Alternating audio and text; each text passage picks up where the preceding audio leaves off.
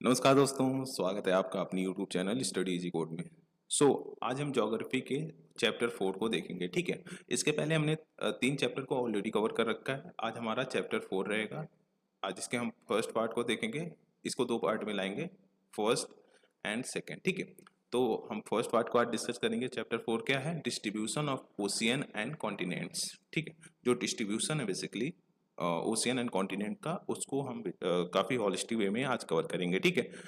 हमने previous chapter में क्या पढ़ा था? हमने प्रीवियस चैप्टर में इंटीरियर ऑफ अर्थ के बारे में जाना था। काफ़ी हॉलिस्टिक वे में इसको हमने देखा था, ठीक है। उसके लेयर्स को देखा था, जैसे क्रस्ट हो गया, ठीक है।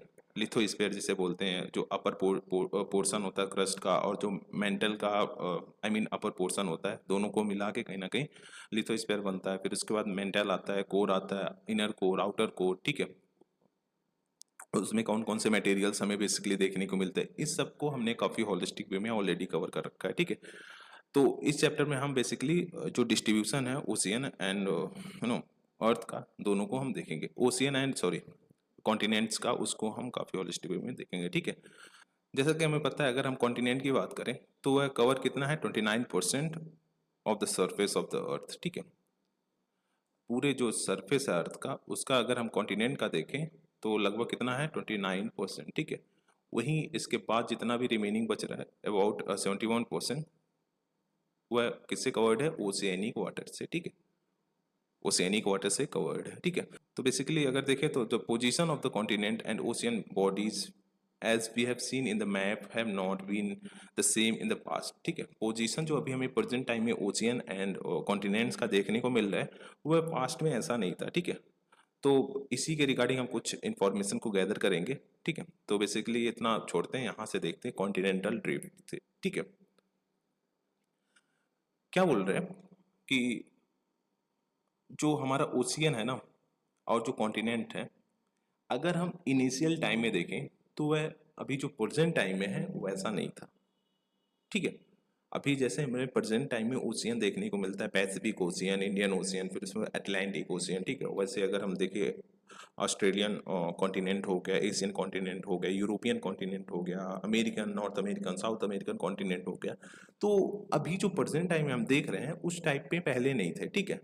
बताया जा रहा है, साइंटिस्टों के द्वारा बताया जा रहा है, और फिर जो अदर वैज्ञानिक वगैरह हैं उनके द्वारा यह बताया जा रहा है कि पहले जो चीज़ें थी ना, वह कहीं ना कहीं एक दूसरे से जुड़ी हुई थी, ठीक है। एक दूसरे से जुड़ी हुई थी। जैसे इंडियन अगर एशियन कॉन्टिनेंट ले तो वह जुड़ा था, मतलब कैसे Asian continent and African continent जुड़ा था, फिर उसके बाद अदर जो कॉन्टिनेंट्स है कैसे एक दूसरे से जुड़े हुए थे, ठीक है। तो इस सब की पुष्टि हमें कहाँ से देखने को मिलती है? कॉन्टिनेंटल ड्रिफ्ट थ्योरीज वगैरह से देखने को मिलती है, ठीक है। अगर अब जो कोस्टल लाइन है अटलांटिक ओशियन का, उसको ऑब्जर्व करेंगे, तो उसमें हमें सिमेट्री कहीं ना कहीं, कोस्टल लाइन देखने, सिमेट्री मतलब बैलेंस, एक तरह से बैलेंस्ड कोस्टल लाइन देखने को मिलता है either side of the ocean, ठीक है। अटलांटिक ओशियन के अगर आप इधर जाओगे तो मतलब नॉर्थ अमेरिका, साउथ अमेरिका है, ठीक है। इधर अफ्रीका है, ठीक है। तो बेसिकली अगर हम उसको स्टडी करते हैं कोस्टल लाइन को, हाँ, जो अटलांटिक ओशियन, उसके कोस्टल लाइन को अगर हम स्टडी करते हैं तो हमें एक बैलेंस्ड कोस्टल लाइन देखने को मिलता है दोनों साइड में, ठीक है। No wonder many scientist thought of the similarities and consider the possibility of two Americas, Europe and Africa to be the ones joined together, ठीक है। बहुत सारे साइंटिस्टों के द्वारा बहुत सारा एक्सपेरिमेंट किया गया, बहुत सारा मत दिए गए उसमें। तो इसी में कुछ साइंटिस्टों के द्वारा ये भी बोला जा रहा है कि मतलब जो टू अमेरिकाज था, मतलब north America, South America, Europe हो गया, अफ्रीका हो गया, वह कहीं ना कहीं एक दूसरे से ज्वाइंट थे पहले, ठीक है। From the known record of the history of science, it was Abraham Ortelius, a Dutch map maker. मतलब अब्राहम जो ओर्टेलियस थे, बेसिकली एक डच मैप मेकर थे ना, उनके द्वारा प्रपोज किया गया था, ठीक है। मतलब ये पॉसिबिलिटी उनके द्वारा देखा गया था कब? 1596 में, ठीक है। फिर उसके बाद आते हैं एंटोनियो पिलग्रिनी। क्या? Antonio Pellegrini drew a map showing the 3 continent together, ठीक है। उनके द्वारा एक मैप को ड्रॉ किया गया, उसमें बताया गया कि नहीं नहीं, तीन कॉन्टिनेंट एक दूसरे से कहीं ना कहीं कनेक्टेड थे, ठीक है। ये टू अमेरिकाज, यूरोप, अफ्रीका एक दूसरे से कनेक्टेड थे, ठीक। फिर आते हैं Alfred Wegener, one of the important meteorologist थे बेसिकली। हाँ, उनके द्वारा एक कॉम्प्रिहेंसिव आर्गुमेंट दिया गया इन द फॉर्म ऑफ किसका, कॉन्टिनेंटल ड्रिफ्ट थ्योरी, ठीक है। उन अल्फ्रेड वेगनर के द्वारा कॉन्टिनेंटल ड्रिफ्ट थ्योरी को दिया गया, ठीक है। कब दिया गया था? 1912 में। इन्होंने काफ़ी हॉलिस्टिक वे में बताया जो डिस्ट्रीब्यूशन है ओशियन एंड कॉन्टिनेंट्स का, ठीक है। मतलब जो कॉन्टिनेंटल ड्रिफ्ट थ्योरी है बेसिकली उस किसके रिगार्डिंग है? Distribution of ocean and continents का, ठीक है। वेगनर के अकॉर्डिंग क्या है, जितने भी कॉन्टिनेंट्स हैं ना, जितने भी कॉन्टिनेंट्स हैं, लाइक एशिया का ले लो, यूरोप ले लो, North America, South America, Australia ले लो, वह एक सिंगल कॉन्टिनेंट मास था, सराउंडेड बाय मेगा ओशियन, ठीक है। एक सिंगल कॉन्टिनेंट मास था, इसका नाम पेंजिया दिया गया था उसके द्वारा, ठीक है। पेंजिया जो सिंगल कॉन्टिनेंटल मास था, जो एक लैंड मास था पूरे अर्थ में, लाइक ऐसे ले लो, ये अर्थ हो गया, ठीक है। यहाँ पे ऐसे ले लो सेंटर में, ठीक है। एक लैंड मास था, इसका नाम उनके द्वारा क्या दिया गया? पेंजिया।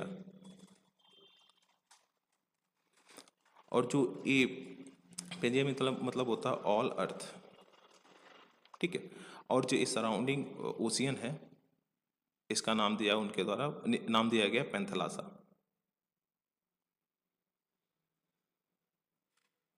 ठीक है, पेंथलासा। तो जो सुपर कॉन्टिनेंट था बेसिकली उसे पेंजिया बोला गया, जिसका मतलब होता है ऑल अर्थ, और जो मेगा ओशियन था उसे पेंथलासा बोला गया, जिसका मतलब होता है ऑल वाटर, ठीक है। ही आर्ग्यूड दैट कि लगभग 2000 मिलियन ईयर से को 2000 मिलियन ईयर से को अभी प्रेजेंट टाइम से जो सुपर कॉन्टिनेंट था जिसे पेंजिया बोलते हैं वह स्प्लिट होना स्टार्ट हो गया था, मतलब टूटना स्टार्ट हो गया था, ठीक है। पहले तो पेंजिया कितने पार्ट में ब्रेक हुआ? टू लार्ज कॉन्टिनेंट मास में, टू लार्ज कॉन्टिनेंट मास में जैसे ये पेंजिया था, ये ब्रेक होना स्टार्ट हुआ, अर्थ हो गया टू लार्ज कॉन्टिनेंट मास में, ठीक है। अब जो नॉर्दर्न वाला था इसे बोल दिया गया ल्यूरेशिया, ठीक है। और ये सदर्न वाला था इसे गोंडवाना लैंड बोला गया, ठीक है। गोंडवाना, गोंडवाना लैंड, ठीक है। तो जब ये पेंजिया टूटा किसमें ल्यूरेशिया में, गोंडवाना लैंड, ठीक है। देखो Gondwana and Laurasia, northern and southern component respectively, ठीक है। Subsequently Laurasia, Gondwana continue to break in various smaller continents that exist today, ठीक है। धीरे धीरे क्या हुआ, इन सब में और भी उसमें ब्रेक डाउन होने लग गए। मतलब जो ल्यूरेशिया और गोंडवाना था, देखो पहले तो पेंजिया था, पेंजिया दो पार्ट में टूटा, ल्यूरेशिया एंड गोंडवाना, ठीक है। गोंडवाना लैंड, फिर उसके बाद ये जो Pangaea I mean Laurasia and Gondwana land था बेसिकली, वह धीरे धीरे और भी कहीं ना कहीं कॉन्टिनेंट्स में, स्मॉलर कॉन्टिनेंट्स में टूटना स्टार्ट किया, टूटना स्टार्ट हो गया, ठीक है। A variety of evidences offered in support of the continental drift, some of the given below. हमें जो अब ऑब्वियसली इतना डिटेल आई मीन इतना डीप इंफॉर्मेशन अगर अल्फ्रेड वेगनर दे दिया, तो उसको सपोर्ट करने के लिए कुछ एविडेंसेस तो होना चाहिए ना, कुछ एविडेंसेस आपके पास होना चाहिए, तभी तो आप बोलोगे कि हाँ ठीक है ऐसी सिचुएशन हुई थी, ठीक है। तो इसमें जो एविडेंसेस थे उसमें फर्स्ट था मैचिंग ऑफ द कॉन्टिनेंट्स, ठीक है, जिग्सॉ इफेक्ट, ठीक। अगर आप जो अटलांटिक ओशियन है, इधर आप नॉर्थ साउथ अमेरिका को देखोगे और इधर अफ्रीका को देखोगे, तो अगर देखो the shore line of Africa and south America facing each other have a remarkable unmistakable match, ठीक है। उनमें अगर आप ऐसे मैप के थ्रू उसको मैच करो ना, I mean continent I mean Atlantic ocean को हटा दो, ठीक है, अटलांटिक ओशियन को वहाँ से हटा दो, जब मैच करोगे तो कहीं ना कहीं वह एक दूसरे से फिट बैठते हैं, ठीक है, एक दूसरे से कहीं ना कहीं फिट बैठते हैं। जो साइंटिस्ट थे उनके द्वारा ऐसा देखा गया है। It may be noted that map produce using computer program to find the best fit of Atlantic margin was presented by Bullard in 1964।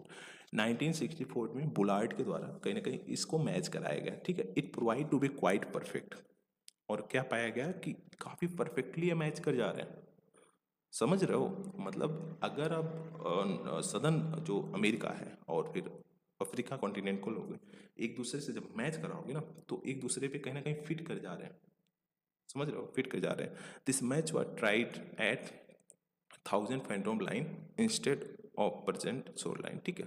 1000 fathom line में कहीं ना कहीं से ट्राई किया गया था, ठीक है। ये तो फर्स्ट हो गया कि मैपिंग ऑफ द कॉन्टिनेंट, अब कॉन्टिनेंट को मैप कर रहे हो। अब हमारा आता है rock of the same age across the ocean, ठीक है। Rock of the same age across the ocean, अब जो ओशियन है बेसिकली, लाइक सदर्न अमेरिका हो गया, ठीक है, ये अफ्रीका हो गया, यहाँ पे जो रॉक्स हैं, यहाँ पे जो रॉक्स हैं, फिर उसके बाद आप एशिया का ले लो, इंडिया का, यहाँ पे जो रॉक्स है ऑस्ट्रेलिया के ले लो, ठीक है, यहाँ पे इसका, यहाँ का जो रॉक्स है उनको कहीं ना कहीं रेडियोमेट्रिक डेटिंग के मेथड के थ्रू नो पता लगाया गया। The radiometric dating methods develop in recent period है facilitating correlating rock formation from different continent across the vast ocean, ठीक है। मतलब जो डिफरेंट डिफरेंट कॉन्टिनेंट्स हैं बेसिकली, उनमें जो रॉक्स हमें देखने को मिल रहे हैं उनको पता लगाया कि क्या सिमिलरिटीज देखने को मिल रही है, ठीक है। Belt of Asian rock of 2000 million years from the Brazil coast matches with those from the western Africa, ठीक है। अब यहाँ पे जो ब्राजील कोस्ट है वहाँ से रॉक को उठाया गया और अफ्रीका से रॉक से उठाया गया, ठीक है। तो उसमें भी हमें सिमिलैरिटीज़ देखने को मिली, ठीक है, उसमें भी हमें सिमिलैरिटीज़ देखने को मिली। The earliest marine deposits along the coast line of South America and Africa are of the Jurassic age, this suggest that ocean did not exist prior to that time, ठीक है। हमें जब सिमिलैरिटीज़ देखने को मिली, obviously similarities अगर देखो पहले joint अगर ऐसे होते, तो अगर यहाँ पे कोई रॉक्स फॉर्मेशन हो रहा है, कोई भी कुछ भी हो रहा है, तो यहाँ पे जब अलग होंगे तो कुछ पार्ट इधर पाए जाएंगे, कुछ इधर पाए जाएंगे, ठीक है। तो इसी से तो हम लगाएंगे कि हाँ इसका ब्रेक डाउन हुआ था, यहाँ पे फिर ओशियन था नहीं तो अटलांटिक ओशियन कहीं ना कहीं आया, ठीक है। अब आता है टिलेट। टिलेट टिलेट क्या होता है, जो ग्लेशियर होता है जब मेल्ट होता है तो नीचे वाला जो एक तरह से कंकड़ पत्थर वगैरह देखने को मिलता है उसे हम टिलेट बोलते हैं। It is a sedimentary rocks formed out of deposit of the glacier, ठीक है। क्या होता है, एक सेडिमेंट्री रॉक होता है, किससे फॉर्म होता है, डिपॉजिट ऑफ द ग्लेशियर, ठीक है। Gondwana system of sediments from the India is known to have its counterpart of 6 different landmasses of the southern hemisphere, ठीक है। जो गोंडवाना सिस्टम ऑफ सेडिमेंट्स है बेसिकली, जो इंडिया से हमें कुछ टिलेट्स मिले थे, उसको जब हम अदर कॉन्टिनेंट्स से, मतलब जैसे अफ्रीका से ले लो, ठीक है, अंटार्कटिका से ले लो, फिर ठीक है, फिर उसके बाद क्या आप वो साउथ अमेरिका से ले लो, जब उसमें सबको देखा गया तो हमें उसमें भी सिमिलैरिटीज देखने को मिली, ठीक है। At the base the system has thick tillites indicating extensive and prolong glaciation counter part of the succession are found in Africa, फॉक island, Madagascar, Atlantic, Antarctica ocean and Australia. कहाँ कहाँ देखने को मिला, अफ्रीका, फॉक आइलैंड कहाँ है, जैसे दिस इज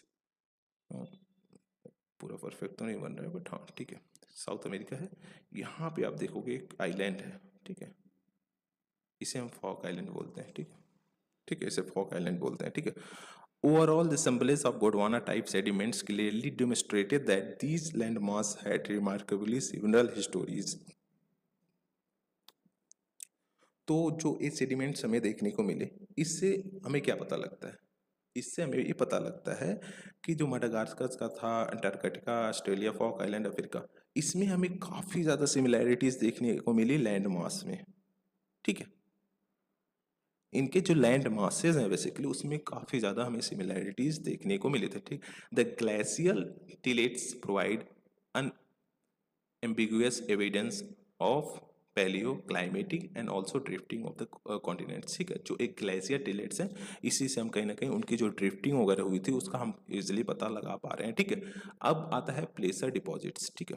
प्लेसर डिपॉजिट्स जो गोल्ड वगैरह का डिपॉजिट होता है, the occurrence of rich placer deposit of gold in Ghana coast and absolute absence of source rock in region is an amazing fact, ठीक है। जो गाना का कॉस्ट में हमें क्या देखने को मिला, रिच प्लेसर डिपॉजिट्स देखने को मिले। गाना कॉस्ट कहाँ है, अफ्रीका, ऐसे है ना अफ्रीका, ठीक है।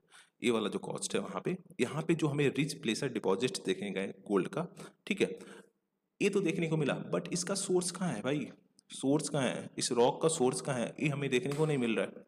तो कहीं ना कहीं एक एविडेंस को शो करता है। तो gold bearing vein in Brazil and it is obvious that gold deposit of Ghana are drive from Brazil plateau when two continents lay side by side, ठीक है। तो क्या हुआ, अब यहाँ पे हमें क्या देखने को मिला, रिच प्लेसर डिपॉजिट देखने को मिला, ठीक है। अब इसका हमें सोर्स ही नहीं पता है, मतलब किसी चीज़ अगर कहीं कुछ भी चीज़ प्रेजेंट है तो उसका सोर्स होना चाहिए ना, सोर्स नहीं पता है। सोर्स हमें कहाँ देखने को मिल रहा, ब्राज़ील में। अगर ऐसा है तो ब्राज़ील से ऐसे उड़ के थोड़ी जाएगा भाई, तो कहीं ना कहीं एक दूसरे से पहले कनेक्टेड रहे होंगे, तभी तो इसका सोर्स यहाँ से था। धीरे धीरे ड्रिफ्ट स्टार्ट हुआ तो इधर हो गया इधर हो गया, समझ रहे हो। तो ये सारी चीज़ें थी।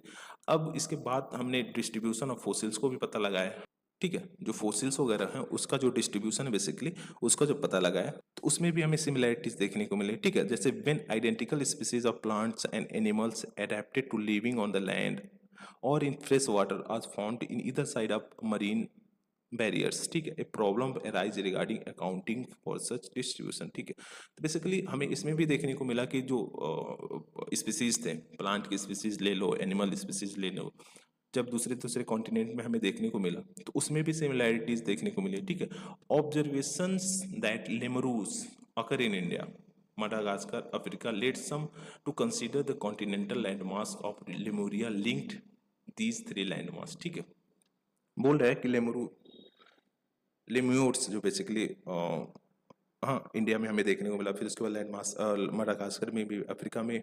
तो कहीं ना कहीं जो एक कंटिन्यूअस लैंड मास था लेमुरिया, क्या लेमुरिया, वह ये तीनों लैंड मास को कहीं ना कहीं कनेक्ट करता था, ठीक है।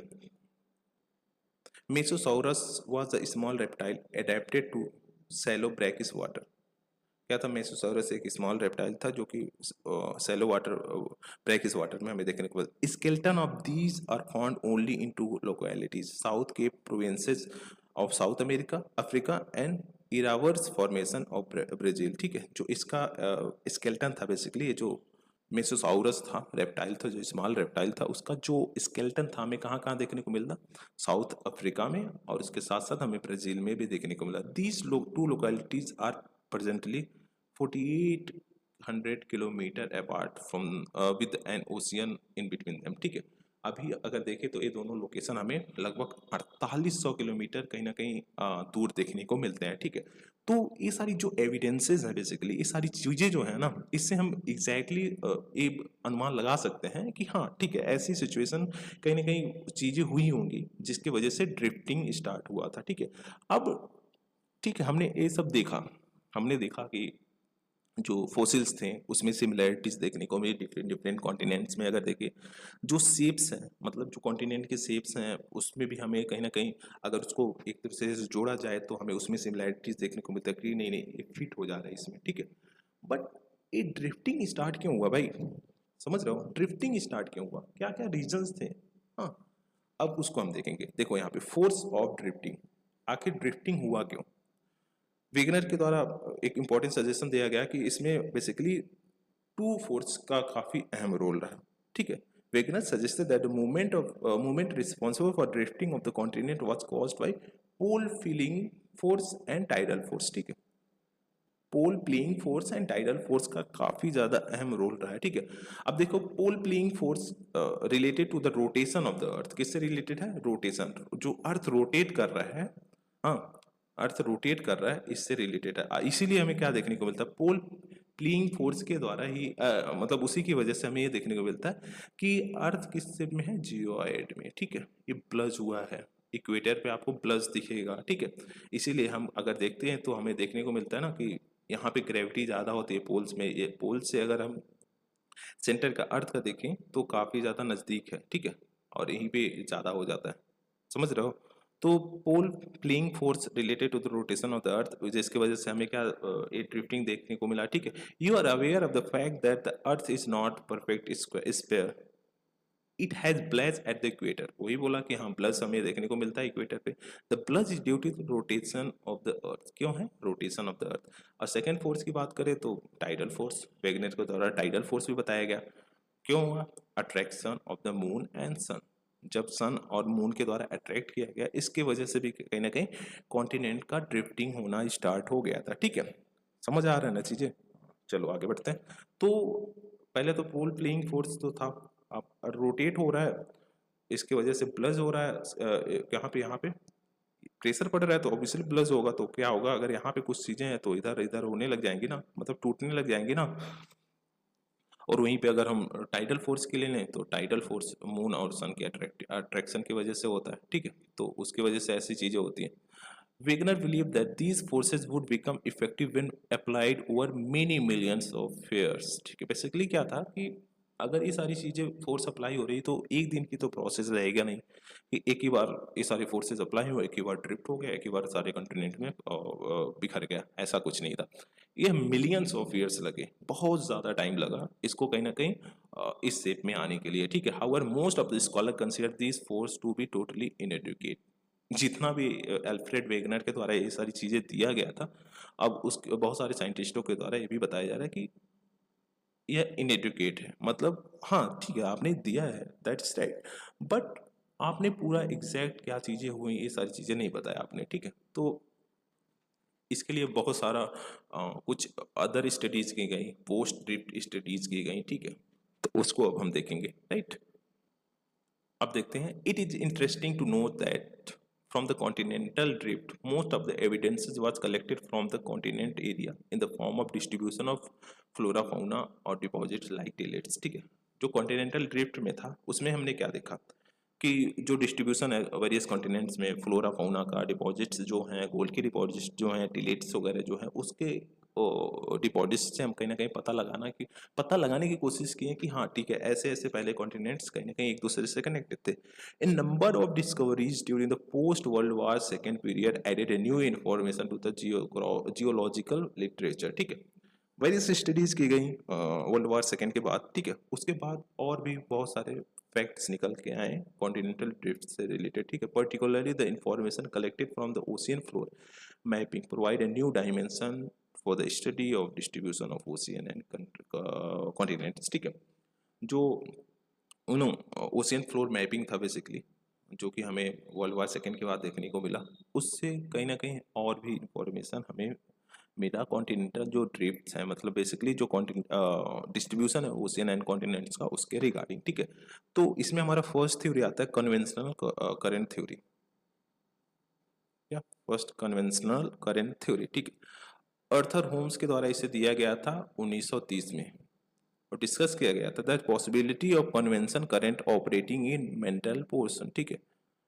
मेंटल पोर्शन में हमने देखा था ना प्रीवियस एस्ट्रोनोस्फीयर के बारे में, हाँ।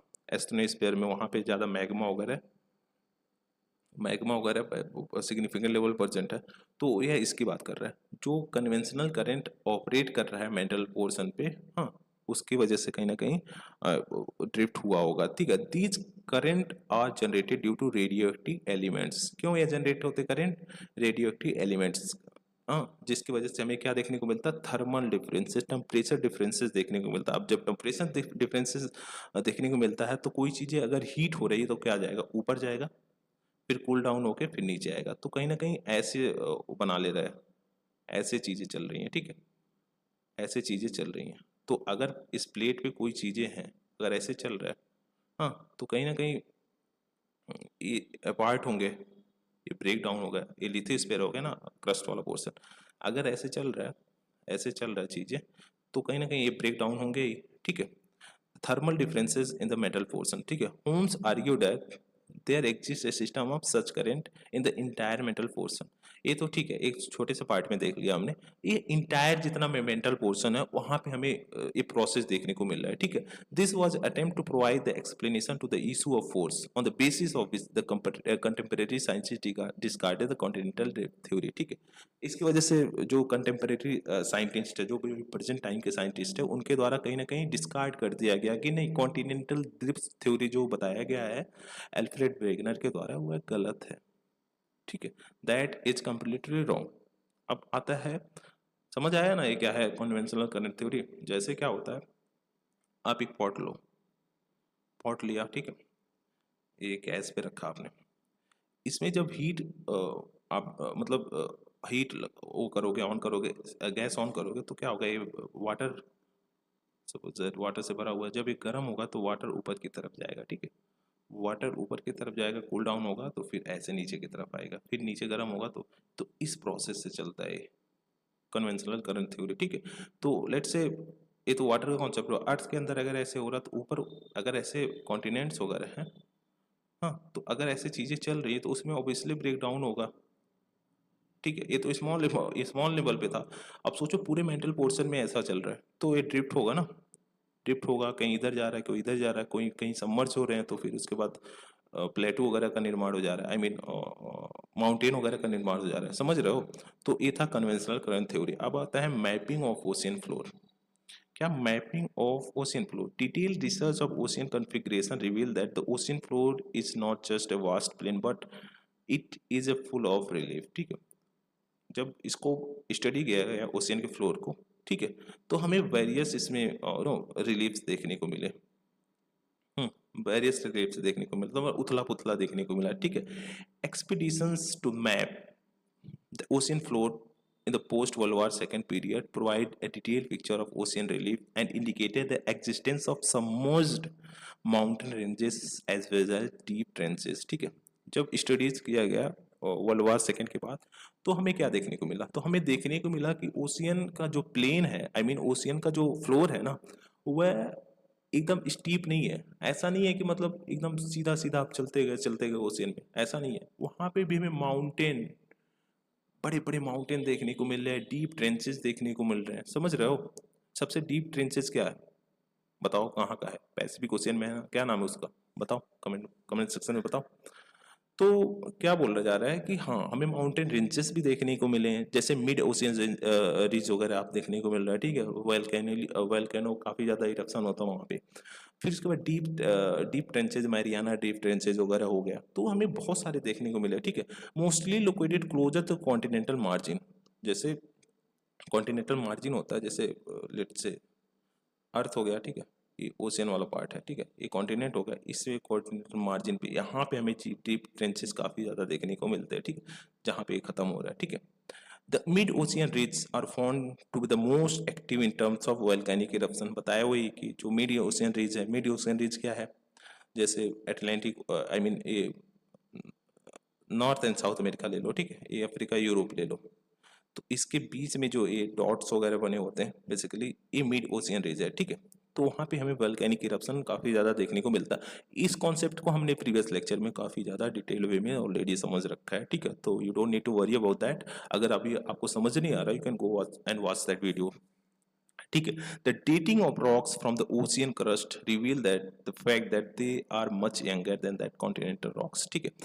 अब क्या हो रहा है कि जो डेटिंग किया जा रहा है रॉक्स का, किसका? जो कॉन्टिनेंटल रॉक्स में हमें देखने को मिला और जो ओशियनिक रॉक्स हमें देखने को मिला, उसकी जब डेटिंग की जा रही है तो क्या देखने को मिलता है कि जो ओशियनिक क्रस्ट है बेसिकली, वहां पे जो रॉक्स हमें देखने को मिलते हैं वो काफी ज्यादा यंगर है as compare to continental rocks, ठीक है। कॉन्टिनेंट पे जो रॉक्स हमें देखने को मिल रहे हैं उससे काफी ज्यादा यंगर है, ठीक है। Rocks on either side of the crest of the oceanic ridge have quite distinct location from the crest were found to have remarkable similarity in both in terms of their continents and their age, ठीक है। मतलब जैसे mid ocean रीज हो गया, ठीक है, इधर side में और इधर साइड में जब हम रॉक्स का पता लगाएं तो हमें काफ़ी ज़्यादा सिमिलैरिटीज देखने को मिली, ठीक। ये दोनों साइड में काफ़ी ज़्यादा हमें सिमिलैरिटीज देखने को मिली रॉक्स में, ठीक है। और वहीं पे अगर हम कॉन्टिनेंटल रॉक्स से इसको कंपेयर करें तो उसमें हमें क्या देखने को मिलता है? ई वाला यंगर है, मतलब नया नया है, ये पुराना है, ठीक है।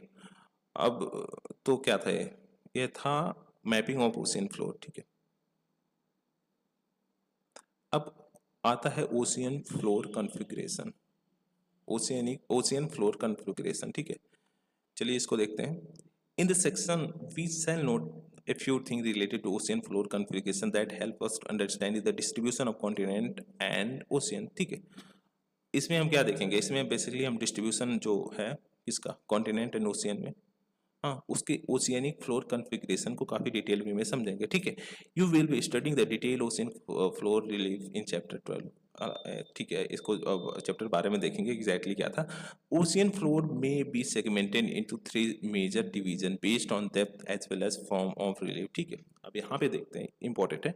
ओशियन जो फ्लोर है ना, उसे हम 3 पार्ट में डिवाइड कर सकते हैं, जो कि बेस्ड है depth as well as relief, मतलब ओशियन का रिलीफ कैसा उसके बेसिस पे, ठीक है। दी डिवीजन और द कॉन्टिनेंटल मार्जिन, क्या है? Continental margin, deep sea basin and mid ocean ocean ridge, ठीक है। देखो यहाँ पे कॉन्टिनेंटल मार्जिन की बात करें तो ये आता है कॉन्टिनेंटल सेल्फ, फिर स्लोप आता है, फिर उसके बाद क्या आता है कॉन्टिनेंटल राइज, और फिर उसके बाद डीप ओशियानिक ट्रेंड्स। ठीक है, अब कॉन्टिनेंटल मार्जिन को थोड़ा सा देखते हैं। Continental margin, these form the transition between continental शोर एंड डीप सी बेसिन। ठीक है, जो डीप सी बेसिन है बेसिकली, और इंडिया का थोड़ा सा देखते हैं। इंडिया देखो, इंडिया ये हो गया कॉन्टिनेंट। ठीक है, यहाँ से लेकर और जो हमें कहाँ तक डीप सी बेसिन जो है बेसिकली वहाँ तक कहीं ना कहीं हमें कॉन्टिनेंटल मार्जिन देखने को मिलता है। ठीक है, क्या क्या चीज़ें इंक्लूड करती हैं कॉन्टिनेंटल सेल्फ। कॉन्टिनेंटल सेल्फ क्या होता है, लेट्स से कॉन्टिनेंट हो गया, कॉन्टिनेंट हो गया, सी लेवल हो गया, ये हो गया कॉन्टिनेंटल सेल्फ इतना। ठीक है, कॉन्टिनेंटल सेल्फ हो गया, फिर उसके बाद क्या है कॉन्टिनेंटल स्लोप, कॉन्टिनेंटल स्लोप ये हो गया। ठीक है, यहाँ से हम ओशियन की तरफ और अंदर जाते हैं। ठीक है, फिर उसके बाद कॉन्टिनेंटल राइज, यहाँ पे देख लेते हो आप कॉन्टिनेंटल राइज, ये यहाँ से कॉन्टिनेंटल राइज है। ठीक है, फिर उसके बाद डीप ओशियनिक ट्रेंच, ये रहा डीप ओशियनिक ट्रेंच। ठीक है, तो ये सारी चीज़ें कहीं ना कहीं कॉन्टिनेंटल मार्जिन में इंक्लूड होती है। ठीक है, of these the deep oceanic trench are the area which are considered interested in so far as distribution of ocean and continents is concerned। ठीक है, तो जो डीप ओशियनिक ट्रेंड्स है बेसिकली वो सब एरियाज हैं, उसमें काफ़ी ज़्यादा इंटरेस्ट साइंटिस्टों के द्वारा शो किया जा रहा है। अगर हम देखें regarding the distribution of ocean and continental, अगर उसके रिगार्डिंग बात करें तो ठीक है, तो आई थिंक आपको कॉन्टिनेंटल मार्जिन के बारे में पता चल गया होगा कि एग्जैक्टली क्या होता है। जैसे ये इंडिया ले लो, यहाँ पे ये इंडिया है। ठीक है, इंडिया है। अब यहाँ से अगर इतना हो गया, आप देखो average height a sea ocean I mean sea level हो गया। ठीक है, यहाँ से यहाँ पे देखोगे ये क्या है कॉन्टिनेंटल सेल्फ। फिर उसके बाद जहाँ से यहाँ से थोड़ा सा गिरा हो गया, अब नदी के किनारे गए होगे तो देखोगे कुछ ऐसे होता है, फिर थोड़ा सा गहरा होगा, फिर उसके बाद थोड़ा सा ऐसा होगा, फिर ऐसा गहरा होगा। ठीक है, तो देखो, तो अगर उसके रिगार्डिंग देखें तो ये हो गया क्या कॉन्टिनेंटल सेल्फ, तो थोड़ा सा जो नीचे की तरफ झुका हुआ ऐसे स्लोप हो गया। ठीक है, फिर उसके बाद क्या आएगा, फिर उसके बाद आता है कॉन्टिनेंटल राइज, मतलब यहाँ से जब ऐसे राइज करेगा तो कॉन्टिनेंटल राइज होगा, फिर उसके बाद डीप ओशियानिक ट्रेंड्स आता है। ठीक है, तो कॉन्टिनेंटल मार्जिन के बारे में ये था इतना। फिर हमारा आता है अबैसल प्लेन। क्या आता है अबैसल प्लेन। ठीक है, these are the extensive plain that lie between continental margin and mid oceanic ridge. ठीक है, जैसे कॉन्टिनेंटल मार्जिन हमने यहाँ पे देखा, कॉन्टिनेंटल मार्जिन यहाँ पे देखा, इतना था कॉन्टिनेंटल मार्जिन। ठीक है, ये रहा कॉन्टिनेंटल मार्जिन इतना, तो इतना कॉन्टिनेंटल मार्जिन हुआ। अब यहाँ से लेके जो डीप ओशियनिक रीज होता है बेसिकली वहां तक, तो ये सब जो प्लेन इसको हम देखेंगे, जो प्लेन है इसे क्या बोलते हैं अबैसल प्लेन। क्या बोलते हैं अबैसल प्लेन। ठीक है, तो वही बोल रहे हैं abyssal plain, extensive plain lie between continental margin and mid-oceanic ridge. The abyssal plain are the area where continental sediments that move beyond the margin get deposited. ठीक है, abyssal plain are the area where the continental sediments, जो भी continental sediments होते हैं वहाँ से move करते हैं और इस मार्जिन में जाके डिपॉजिट हो जाते हैं। ठीक है, तो इसके बाद आता है हमारा mid oceanic ridge. Mid oceanic ridge, this form an interconnected chain of mountain system within the ocean। क्या फॉर्म करता है, एक इंटरकनेक्टेड चेन जो होता है, जो बेसिकली हमें यहाँ पे देखने को मिलता है। एक मिनट, हाँ देखो, ये देखो इंटरकनेक्टेड ये चेन है ना, ये क्या है मिड ओशियनिक रीज है। ये आप यहाँ पे देख पा रहे हो एग्जैक्टली क्या है। ठीक है, देखो कैसे कनेक्टेड है एक दूसरे से, ये है मिड ओशियनिक रीज। ठीक है, तो लेट मी शो यू, तो यह क्या है, it is longest mountain chain on the surface of the earth through the submerge under the oceanic water. ठीक है, अगर देखें तो लॉन्गेस्ट कहीं ना कहीं माउंटेन चेन है अगर अर्थ पे देखें। ठीक है, लेकिन क्या है कि सबमर्ज है ओशियनिक वाटर में। ठीक है, it is characterize by central drift system at the crest. क्या होता है ऑब्वियसली, क्रेस्ट क्या होता है यहाँ पे, सेंट्रल जो रिफ्ट सिस्टम है बेसिकली उससे कैरेक्टराइज्ड है। कहीं ना कहीं अगर देखो लेट्स से ये ऐसे है ना, तो इसमें कहीं ब्रेक देखने को मिलेगा, कहीं कुछ देखने को मिलता है। ठीक है, a fractionated plateau frank zone all along it length, मतलब क्या देखने को मिलता है, क्रेस्ट क्रेस्ट देखने को मिलता है, फ्रैक्शनेटेड प्लेटू वगैरह देखने को मिलता है, कहीं ऐसे हो गया। ठीक है, फिर उसके बाद फ्रैंक जोन भी हमें वहाँ पे देखने को मिलता है। The rift system at the crest is the zone of intense volcanic activities. ठीक है, जो क्रेस्ट पे हमें रिफ्ट सिस्टम देखने को मिलता, वहाँ पे ऑब्वियसली रिफ्ट रहेगा तो कहाँ से, जो एस्थेनोस्फीयर है जहाँ पे मैग्मा प्रेजेंट, वहाँ से इजीली लावा वगैरह बाहर आ सकता है ना। मैग्मा बाहर आएगा, बाहर आके लावा बनेगा, समझ रहे हो। तो बेसिकली यहाँ से जो जहाँ पे उन्हें ब्रेक थोड़ा सा देखने को मिलेगा, वहाँ पे क्या होगा, हमें वोल्केनिक एक्टिविटीज काफी सिग्निफिकेंट लेवल पे देखने को मिलेगी। ठीक है, हमने प्रीवियस लेक्चर में इसको काफी होलिस्टिक में ऑलरेडी देख रखा है। अगर अभी तक हमने उन सब वीडियोस को नहीं देखा तो I would suggest go and watch that video as well. ठीक है, तो बेसिकली अगर देखें तो ये हमारा मिड ओशियनिक रीच हो गया, तो ओशियन फ्लोर कॉन्फ़िगरेशन को हमने काफ़ी होलिस्टिक वे में देख लिया। एंड अब यहाँ से हम distribution of earthquake and volcanic जो है बेसिकली उसको हम नेक्स्ट वीडियो में देखेंगे। I hope you enjoyed the session. Thank you for watching. Please do like share and subscribe. Thank you guys.